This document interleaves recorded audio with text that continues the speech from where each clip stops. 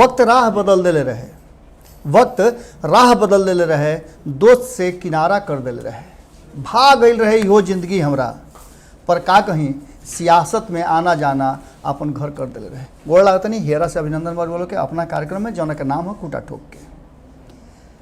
बड़ा देर से लगातार रुआ लोग अपना राजनीतिक समीकरण के हिसाब से सोचत होगा कि केकरा के वोट दियाई, केकरा के ना दियाई, के कहाँ जाता, के कहाँ रही।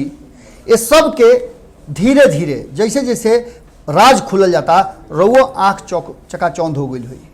कारण बा कि जब जब बिहार के राजनीति में चुनावी समय आवेला तब तब बहुत सारा परिवर्तन होला और परिवर्तन के साथे कई लोग अपन ठिकाना बदलेला, कई लोग अपन पुराना घर खोजेला, कई लोग नया घर तलाश करेला पुराना घर के छोड़ के। कहल जाला कि रुआ अगर घर में केहू के ले आईनी तो रुआ लगे एगो अधिकार होला ओकरा के निकाले के, लेकिन पड़ोसी अगर कोई हो जाला तो रुआ बड़ा मुसीबत में पड़ जाइले। कारण कि पड़ोसी बदल ना सकिले, ना ओकरा के निकाल सकिले, ना रुआ ओकरा से लड़ झगड़ के भी दूर हो सकिले। स्थिति कमोबेश ऐसने भइल जाता बिहार के राजनीति में, जहाँ एक तरफ एनडीए और महागठबंधन के बीच में आपस में रस्साकसी चल रहा बा, भीतर खाना में बहुत सारा चीज़ चल रहा बा, जौना के पीछे एक एगो कारण बा और वो कारण बा सीट। लगातार सीट शेयरिंग के लेकर के असमंजस के स्थिति और संशय बनल बा, खास करके वो विधायक जी लोग में जौन वर्तमान में बाड़े और जौन पिछला हाल चुनाव लड़ के हार गई रहन तनी मनी एने होने से, या फिर जे नया बात चुनाव लड़े के कोशिश में लागल बा, वो लोग के भी अब लगातार मन में कई तरह के बात विचार उठ रहा बा। कागज के पुर्जा बना बना के, प्रोफाइल बना बना के, नया नया तरीका से अपना के प्रमोट करावे के प्रयास क के और पहुँच रहा बा लोग राजनीतिक घर के जहाँ जहाँ बुझाता कि ये दरवाजा पर घंटी बजाई तो यहाँ से आशीर्वाद और प्रसाद दोनों मिल जाई, ओजा ओजा जा रहा बा लोग। लेकिन यही बीच में कुछ ऐसा लोग बा जो 2015 में चुनाव जीत के आई रहे, लेकिन उनका लगे कोनो घर ना रहे। बेघर के लोग भी कभी कभी अपन गुजर बसर कर लेला और अच्छा खासा अपना जीवन के स्थिति बदल सकेला।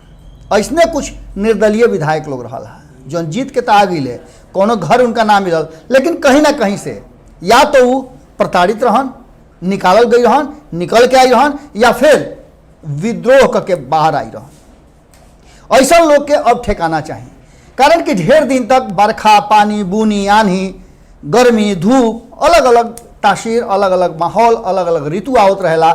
एकरा में रुआ एगो घर चाहिए, कुछ दिन तक गुजारा हो सकेला, लेकिन परमानेंट ई ना हो सकेला।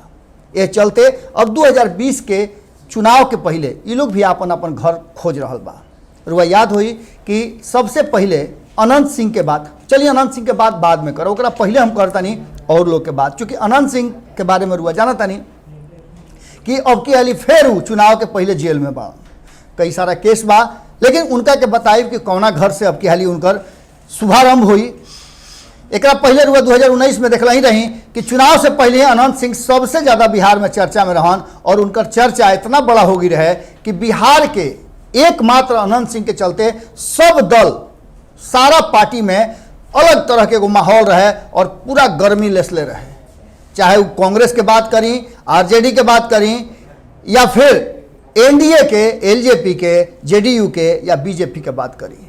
इस सारा लोग के जे मुख्य पार्टी रहे उस सब लोग में अलग तरह के माहौल रहे कि अनंत सिंह आखिर करिए तो क्या करिए। और एक अनंत सिंह के टिकट के चलते रुआ देखले रहे कि एनडीए में का भइल रहे। एलजेपी के अपन सीट छोड़े के पड़ल, भारतीय जनता पार्टी के चुप्पी साधे के पड़ल, और चुप्पी का साधे के पड़ल कि अपन सबसे हार्डकोर नेता बन उनकर जगह परिवर्तन करे के पड़ल।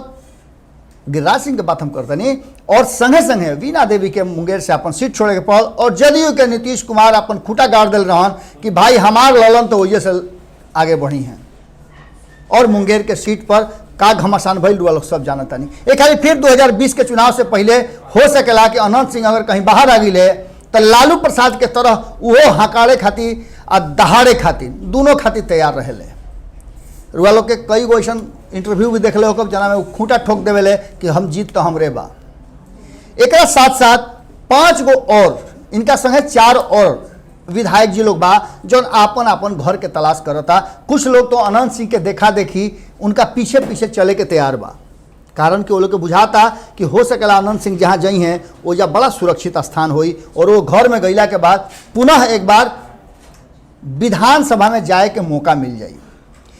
रुआ के बताओ तनी कि वाल्मीकि नगर के विधायक बानी धीरेन्द्र प्रताप सिंह, जिनकर विचार अलग अलग पार्टी से होते हुए जदयू पर आकर अटकल बा, लेकिन जदयू में पहले ही से मारा मारी बा। जदयू जौन 5 गो MLC के होने से ले आई रहे, ऊ 3 गो विधायक, 3 या 2 5 गो फिर विधायक लोग भी उनमें गई रहे, वो लोग के लेके सब लोग के साथ है। अब पहले ही से हंगामा हो रहा बा कि केकरा सीट मिली केकरा ना मिली, के चुनाव लड़ पाई के ना लड़ पाई। भारतीय जनता पार्टी अलगे कहता कि जे आवत ई मत बुझो के टिकट मिलबे करी, तो ओजा तब पहले ही से असमंजस की स्थिति बा। ए चलते उनको ध्यान कहीं ना कहीं शिफ्ट हो गई बड़ुए अनंत सिंह के तरफ। अभी अनंत सिंह के तरफ शिफ्ट होके वाला में ई तो बढ़ले बाद एक संगे संगे बोचहा के बेबी कुमारी बाड़ी, उ लगातार अब बीजेपी से अपन प्रयास कर रहा बाड़ी। बीजेपी से उनकर पहले से भी कुछ नज़दीकी बा, खिस पीत में टिकट ना मिलने के चलते चुनाव लड़के जीत भी गई रही। अब की हाली उनकर विचार बा कि बीजेपी उनका के आत्मसात कर ले, लेकिन लोकसभा में जौन ओम प्रकाश यादव के भइल सिवान से उ देख के लोग डेरातो बा कि कब ही नीतीश कुमार और भारतीय जनता पार्टी के संगे ऐसा समझौता हो जाई कि पहलू से बरकरार सीट हाथ से धोए के पड़ी। ओम प्रकाश यादव के साथे का भइल वो लोग सब जानता नहीं कि बेचारे निर्दलीय जीत के आए रहन, बड़का बाहुबली कहे जाए वाला के हरा के और आगे बढ़ रहन, लेकिन भारतीय जनता पार्टी अपना पार्टी में लेके खाली चुनाव के टिकट दिलस आ दोसर का हाली जब बेचारे तैयार भइले तो उनका टिकटे कट गई, कुछो कह के हाथ गोड़ पीटते रह गए, लेकिन टिकट ना मिलल। अब आगे रुआ से बताते नहीं कि कांटी के अशोक चौधरी बाड़े जौन की लगातार कांग्रेस और जदयू दोनों के तरफ आपन व्यवस्था में लागल बाड़े। देखे वाला बात हुई कि इनको व्यवस्था टाइट होता कि ना होता, कांग्रेस के कितना सीट मिली इहो एगो बात बा। कारण कि कांग्रेस तो पहले ही से अपन घोषणा कर दिले बा कि जे सीटिंग विधायक बा उनका टिकट ना कटी।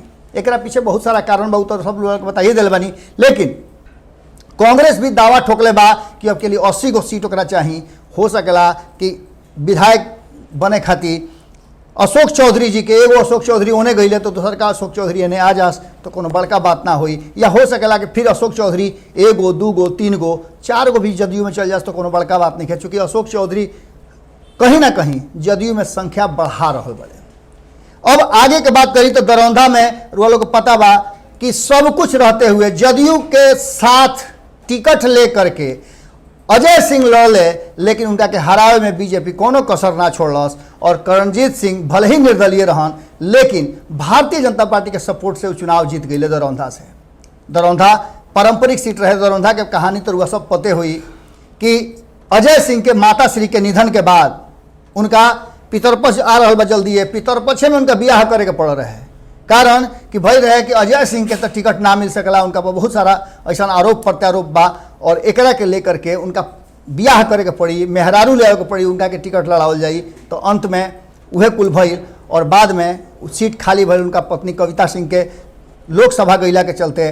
अब ओजा करणजीत सिंह जीतले और करणजीत सिंह के पूरा सपोर्ट रहे भारतीय जनता पार्टी के। अब वो भारतीय जनता पार्टी से अब क्या टिकट चाहता रहे, हो सकेला कि मिल भी जाए। कारण कि कौन बहुत बड़का बात नहीं कि भारतीय जनता पार्टी का सपोर्ट तो पहले से उनका संगे रहे। हालांकि उनका संगे जदयू के कई गो लोग भी रहे, हाथी पर चढ़ के केहू देखले हो कि डांस कैले रहे जीत हार खाती। खैर ये सब बात जानते बने रुआ, लेकिन अब सबसे अंत में अनंत सिंह के बात करी तो अनंत सिंह के कहल जा रहा बा कि लालू प्रसाद से सब कुछ बात हो गई बा। रुआ लोग के पता बा कि लोकसभा चुनाव में कैसे तेजस्वी यादव सब कुछ के बावजूद जाकर उनका पत्नी खातिर चुनाव प्रचार कैले रहन और अब जरूरत महसूस हो रहा बा कि जे खिसियाइल बा नीतीश कुमार से वो तेजस्वी यादव संगे जाई और जे तेजस्वी यादव से खिसियाइल बा वो नीतीश कुमार के खेमा में जाई। देखे वाला बात हुई कि निर्दलीय विधायक के लेकर के और कौना तरह के राजनीति के शुरुआत अब के 2020 में हो रहा बा। निर्दलीय लोग अपन ठिकाना खोज रहा बा और एक संगे संगे कई गो पार्टी के लोग भी रोल के बतेबे कहीं कि कई मंत्री बाड़े, कई पुरानिया नेता बाड़े जौन अपन अपन जगह खोज रहा बाड़े। कई लोग पर निशाना भी बा, कई लोग पर निगाह भी बा। एक संगे संगे ब्रह्म बाबा, याद बनू ब्रह्म बाबा के हवे रघुवंश प्रसाद सिंह के बात करता नहीं, उनको मामला अभी अटकले बा, का करी हैं का ना करी हैं। लेकिन एक बात तो तय बा कि अनंत सिंह के पीछे पीछे चले खातिर कई गो विधायक तैयार बड़े और पार्टी खोजता रहे, एगो नया घर खोजता रहे। घर कहाँ तलाश पूरा हुई ये वक्त बताई, लेकिन अब क्या 2020 के चुनाव में ढेर कुछ रुआ देखे के मिली। फिर कल भेंट हुई यही ठेहा पर, जौना के नाम कुटा टोक के लगातार विधानसभा के समीक्षा और भारत लाइव के टीम, चाहे एक्सपर्ट टीम के बात कर ली, पीआर टीम के बात कर ली या फिर साइबर टीम के बात कर ली, पूरी तरह से सर्वेक्षण करके हर विधानसभा में संभावित उम्मीदवार के साथ साथ अब क्या 2020 के चुनाव में का संभावना बा, केकर जीत और हार हुई, यहाँ तक ले हमनी के सारा सर्वे करके रुआ लोग के देखा रहा बन जा। अगर नहीं देख ले तो पीछे जाई और भारत लाइव पर देखी, नहीं सब्सक्राइब के लिए तो जरूर करी, कारण कि सारा खबर जौना जौना भाषा में खोजब, जौना जौना तरीका में खोजब, जहाँ जहाँ से खोजब सब एजे भेटाई। एक जगह जब सब मिल जाए तो काहे खातिर दूसरा दुकान देखब, फिर कल आओ तनी गोड़ लागो तनी। बढ़ाएं अपना कदम सक्सेस की ओर शिखर करियर इंस्टीट्यूट के साथ। शिखर करियर इंस्टीट्यूट पूर्वी भारत में एकमात्र कोचिंग संस्थान जो एक्सक्लूसिवली है मेडिकल एंट्रेंस एग्जाम के लिए।